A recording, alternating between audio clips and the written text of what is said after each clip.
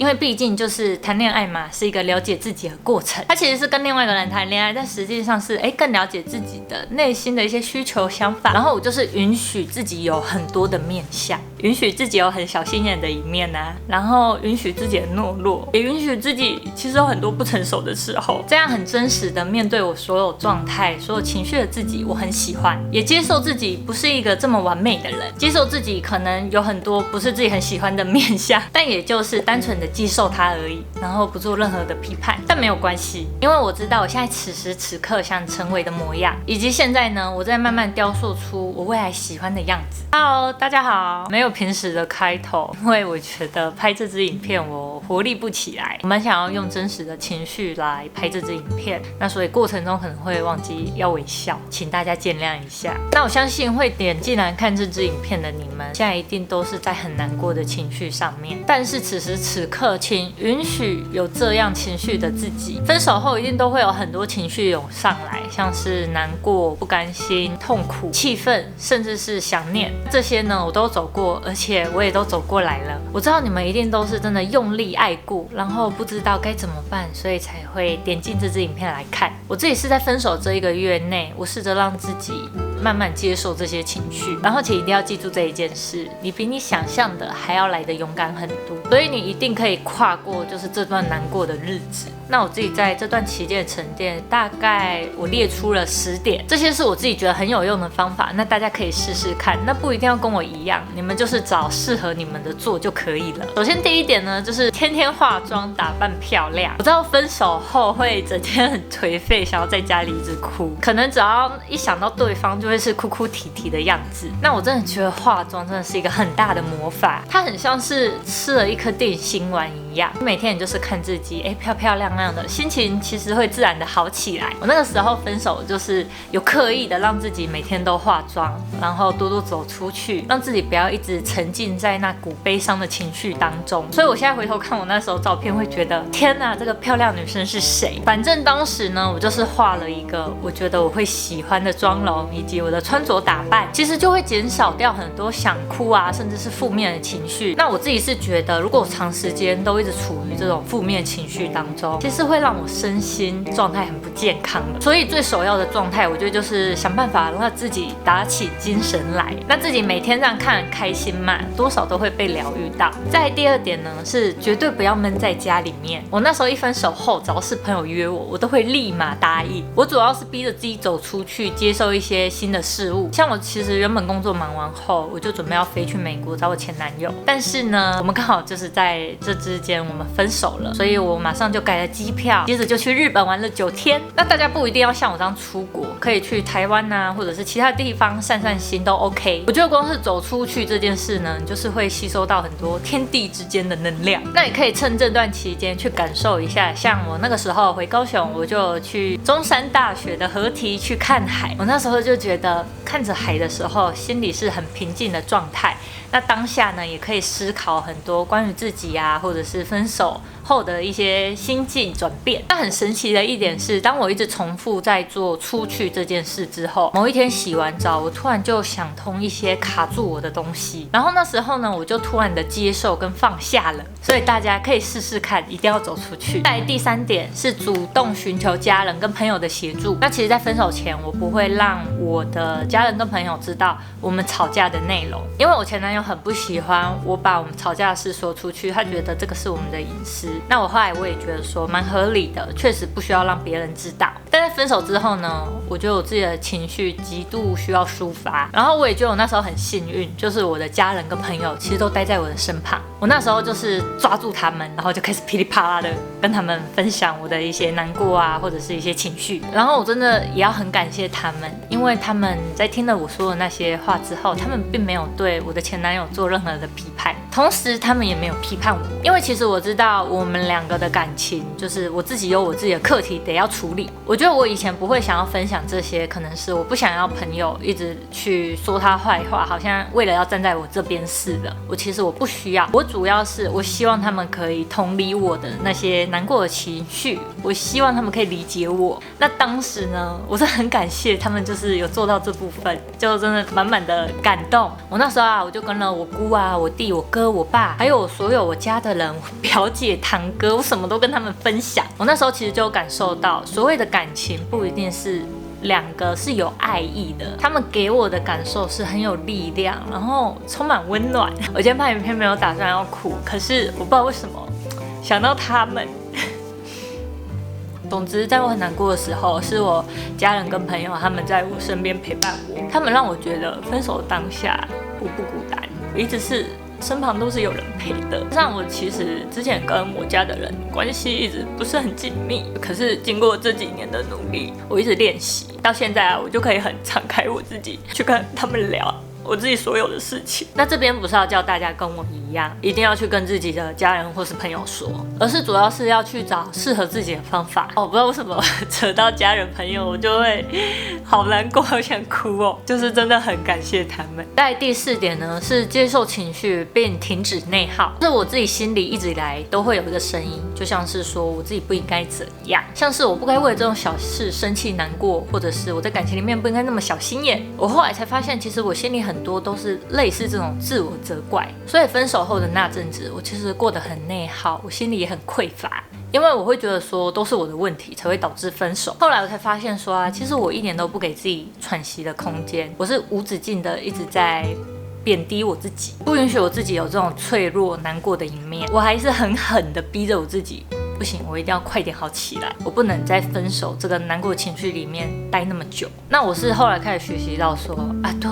我为什么要一直这么紧逼着自己？重点是我为什么不允许我自己有这些情绪呢？后来我就意识到，然后开始慢慢放下这些情绪，想哭就哭，想笑就笑，而不是憋着很压抑，想要生气就生气。然后还有很多各式各样的情绪，我想到我就是抒发出来。然后另外我还有用写下文字的记录，我会把我每时每刻的心情，我只要想要记录起来，我就会写下去。所以我当时是很真实的面对当下所有情绪，没有任何的虚假跟隐藏。同时我也是允许这样的自己。当我有很不爽想要骂的时候，我就是大骂他，但是我是写在我的日记，所以他不会知道。然后我就是允许自己有很多的面向，允许自己有很小心眼的一面啊，然后允许自己的懦弱，也允许自己其实有很多不成熟的时候。现在我当然是不会不爽他，但是我承认我当时就是有这样的情绪，所以不用去假装自己都没有这些情绪，因为只有你自己最清楚你真实的模样。那当下呢，也记得告诉自己，我允许我自己这样，我觉得这是一个很好的方法。在第5点，删除联络方式。其实我们分手后都还有联络，我大概前面是每隔3天我就会联络他1次，但后来我就有1周没有密他，他自己就跑来关心我。我后来就觉得，其实我还是会被他影响。当他没有再回我讯息的时候，我会时不时的想要打开手机来看他有没有回我，或者是我发限动的时候，我会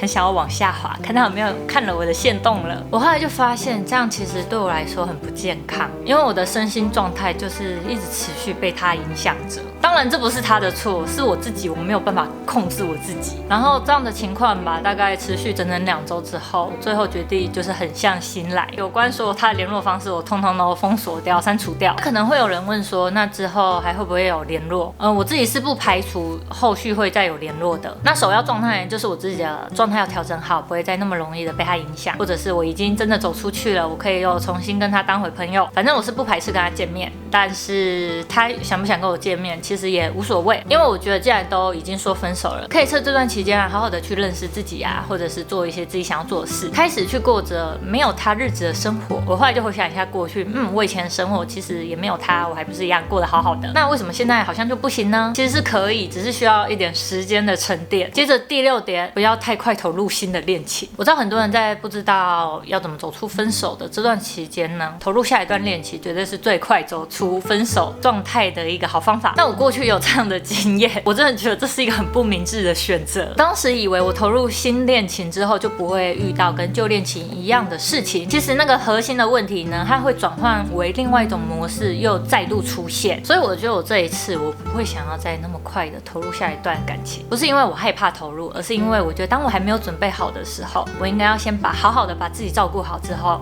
我再开始拥有下一段恋情。我觉得对我以及我未来的另外一半是一件比较好的状态。尽管身边如果真的有出现很喜欢的对象，我也要告诉自己要先沉得住气，当我真的准备好的时候再开始也不迟。那有的人可能会说，那你就不怕如果真的遇到对的人错过怎么办？我这样自己走过来会觉得说，真的那个对的人他是会在当我状态好的时候他出现，然后那个时候我们两个同样都是各自的一个圆，我们彼此都是没有缺角的，我们不用再互相满足对方的需求，而是真正感受到相处舒服，然后彼此很喜欢，才决定要一起携手走下去。总之我正在努力的往这个目标迈进。所以这一次分手啊，我觉得跟以往的我不太一样，有些正视到问题之后才可以接着再去做调整。这时候就觉得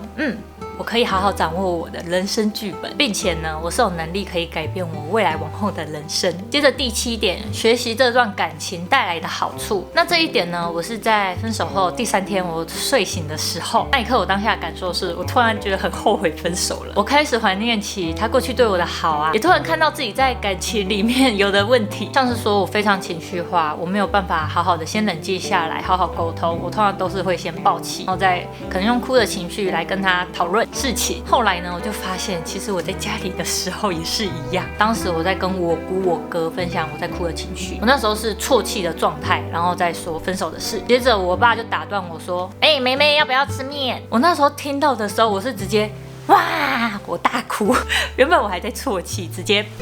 崩溃。然后我哥跟我姑在旁边说，你现在都没有看到他在哭，你还这样。然后我爸就默默的走到旁边，走出门说，我就不知道怎么安慰人呢。然后第2次呢是过几天，那时候我在餐桌上，我就跟我表姐分享分手的一些事嘛，然后也是哭着在那里说。后来我爸呢，他又打断我了。我爸那时候就说，你看小乖在吃东西耶，小乖是我家的狗。我那时候听到这一个大生气，我那时候我就直接骂我爸，我就说，你没看到我在哭吗？我就已经很难过了，你为什么每次都要打断我？我爸后来就跟我说，对不起，他下次知道了。晚上我就自己在那里想，我干嘛那么生气？我其实好声好气的跟我爸说就好啦，但是当时呢，我就觉得我被情绪所支配了，我没有办法好好控制我的情绪。这也就让我想起，其实我跟另外一半的沟通就是这样，当对方做一件让我觉得很白目的事，我通常就是先爆气，我可能就噼里啪啦的，我也不管他的想法，我就会先骂你为什么要这样，你怎么都没有想过我。后来我就会可能用哭的情绪去责怪对方。后来当我冷静下来的时候，我就会觉得，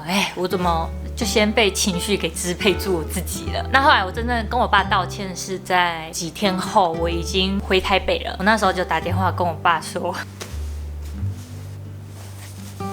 就是我很对不起他，明明可以好声好气的讲话，但是为什么都要先用凶的？我爸就说没有关系，他知道我也不是故意的。我爸也说他下次也就知道了。我爸他也没有放在心上，我就觉得我爸真的很爱我，他没有去跟我计较这些。我也知道说自己下次不要再那么火爆了。白痴这里面真的没有打算要哭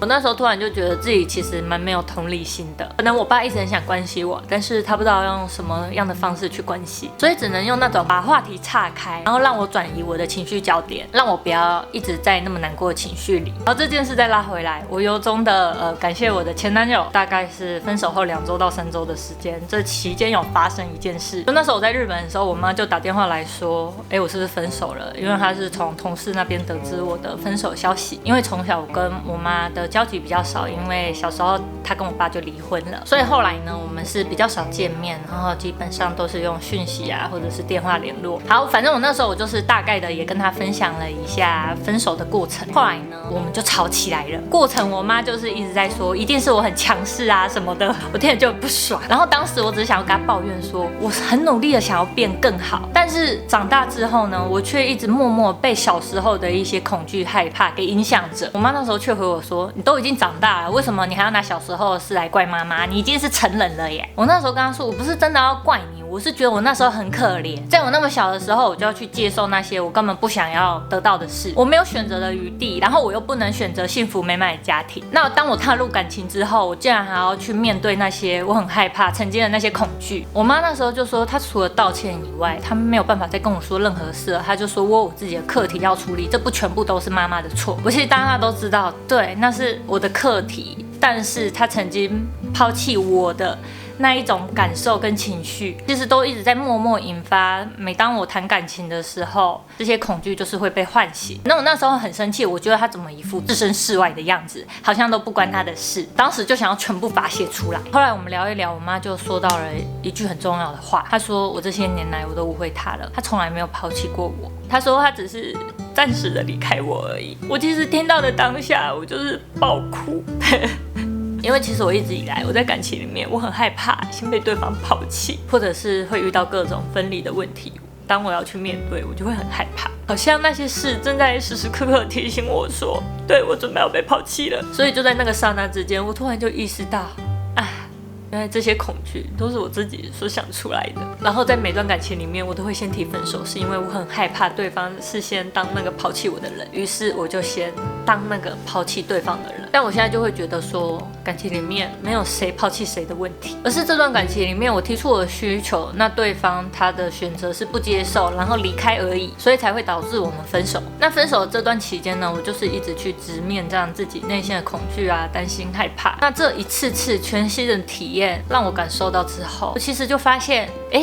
我是扛得住的。其实对方真正的离开没有让我觉得很难过，尽管是对方选择不想要跟我继续在一起，虽然是我自己先提分手的。那这次的分手呢，让我学习到了这些事情，也是让我更加的了解自己。而那一刻我就觉得突然放下了很多，尤其原本我可能还在不满我前男友的情绪当中，突然就变得深深的感谢他。因为没有经历过这次很爱之后的分手，我不会去看到我自己的这些东西。那我觉得当我跨越了这些难关之后，在未来会有更多好事即将要发生，所以这些难过的体验跟过程都是为了蜕变成更好的自己。所以我觉得可以趁着这段期间写下来自己为什么会分手，对方做了什么，自己又做了什么。而像我自己呢，我是选择跟过去的自己以及我的爸妈和解。其实我没有刻意要去跟他们和解，而是在我们聊天的过程之中，我看到了属于我自己的问题。而那时候的领悟让我已经超越了我当下分手所带来的痛苦。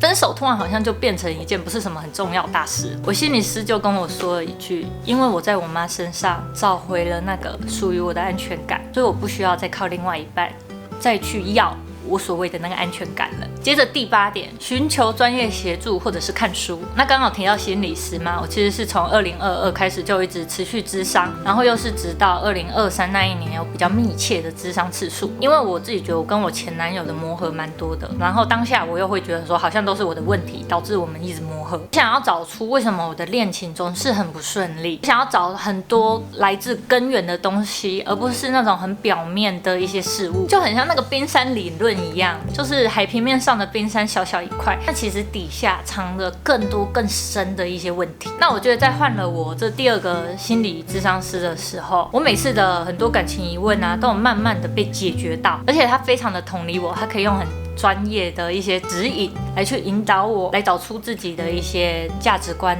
原则、界限，还有像是找回自己的价值感以及自己的自信心的程度。那因为諮商费用其实是比较高，我知道不是所有人可以负担得起，那我这边也要推荐一些书籍给大家参考。我真心建议，如果你不是属于那种很想要把自己事分享出来给别人的人，那可以试试看看书的方法。好，那我在这里会 po 上，然后我也会在下面资讯栏补上我看过一些觉得很不错的书。我觉得这不仅仅是对恋爱会有帮助，反而是对人生的帮助也很大。因为毕竟就是谈恋爱嘛，是一个了解自己的过程。它其实是跟另外一个人谈恋爱，但实际上是更了解自己的内心的一些需求、想法。在第9点，设立新目标给自己。分手后，你将会有很多的时间，就可以做一些你自己想要做的事。我其实在跟我前男友在一起的时候，就有蛮多很想做的事，但是碍于我们是微远距离的关系，我其实一直很想要出国旅居，但是因为他工作情况上不允许，所以我后来就只能说出国1-2周之后，甚至是1个月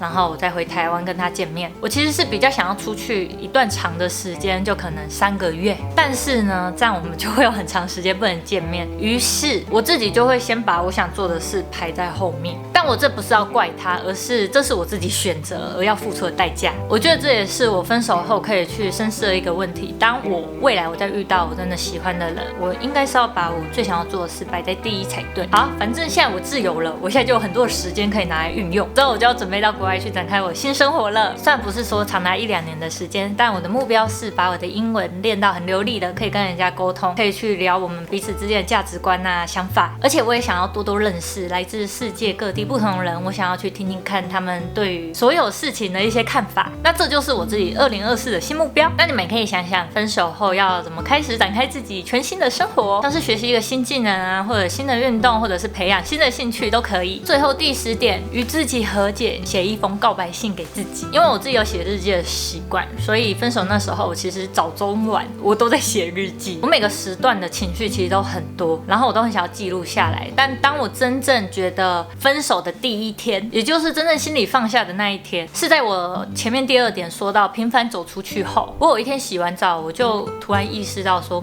感情里面不是谁抛下谁的问题，而只是他选择了不与我继续走下去的这一条路。那后面还有发生一些事啊，我也才发现说，其实我真正一点都不了解真实的他在想什么。我突然就感觉到没有那么的难受了。后来写着写着，我就开始写给自己一大段话。好，那现在要来跟大家分享一下，虽然有一点害羞。嘿，刘诗婷，你真的很棒。当你真实的做你自己，将会是最闪闪发光的时候。而你的无时无刻都很棒。你有你喜欢的工作，有爱你的家人朋友，你过上想要的生活，你很自由，你随心所欲，你也愿意付出真心对待身边的所有人，你值得被爱，你很有价值，你会好的。现在都只是一个过渡期罢了，你就是个有血有肉的人，你情感丰沛，也才会那么的难过，不小心跌入这个漩涡而已。但时间会让这个漩涡逐渐变小，而你之后会遇到很多更棒的事，都在不久后的将来等着你。相信我，也相信你，想哭就哭，想笑就笑，想崩溃就崩溃，千万不要压抑自己的内心。那明年的今天呢，再回来告诉我这一年做了什么事，有了什么全新的体验，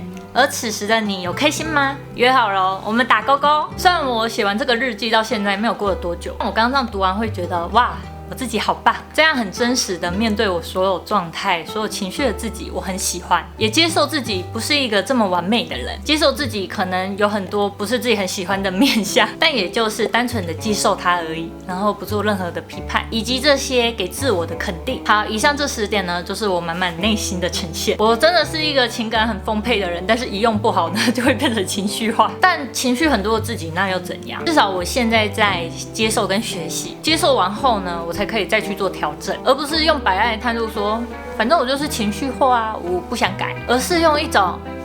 原来我是蛮情绪化的人，但没有关系，因为我知道我现在此时此刻想成为的模样，以及现在呢，我在慢慢雕塑出我未来喜欢的样子。好，那我给看到这边你们拍手鼓励，你们都辛苦了，我要说你们都很棒，你们愿意去找出自己这种不舒服的情绪出来，然后去直面自己内心的恐惧。我自己还有一个方式，就是在难过的时候拿出一个抱枕，然后想象这是过去的自己，或者是正在难过的自己，好好的给自己一个拥抱。你要叫他的名字也好，你要称呼他为小诗婷也好，就是各种方法，你可以好好的安慰他们。这个过程呢，我觉得很可以疗愈自己。好，最后送大家一段话，《心灵致富》里面有一句话这么说，他说每个磨难的背后都藏有一个同等或者是更大福分的种子在背后等你。所以当你现在此时此刻你觉得很痛苦、很撕心裂肺，那当你跨越了这样的难关之后，你就会知道说未来有什么更好、更棒的体验在后面等着你，迎接着你的到来。好，就祝福你们大家喽。那有任何新进的分享都可以在下面留言，我都会看。好，等一下，真的，你们都看完了这支，抱一下，抱一下。好，下次影片再见喽，拜拜。